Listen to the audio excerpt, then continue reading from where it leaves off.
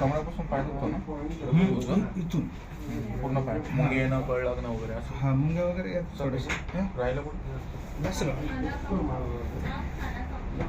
किती दिवस झाले होते बऱ्याच दिवसात दुखतं पण 2-3 महिने जास्त पेट दुखते हो हिना दुखते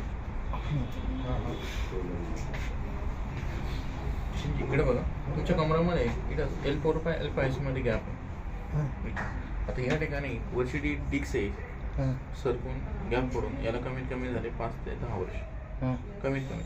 आता त्यावेळेस फक्त इथली जी डिक्स आहे वरून खाली सरकलेली होती पण याचा प्रकाश तुम्हाला फक्त एक म्हणजे याच्या आधी टिच्चं भरणं चमक भरणं महिने 2 महिन्यातून एकदा एखाद्या वेळेस होत असेल एखादी तुम्ही ठोकून घेतलं किंवा असं वगैरे लावलं किंवा लगेच बरं होऊन जायचं पण आता काय झालं याच्यात कार्टिलेज आहे मला काय व्हायचं मोटरसायकल चालवली का म्हणजे 10-20 किलोमीटरच्या आत मला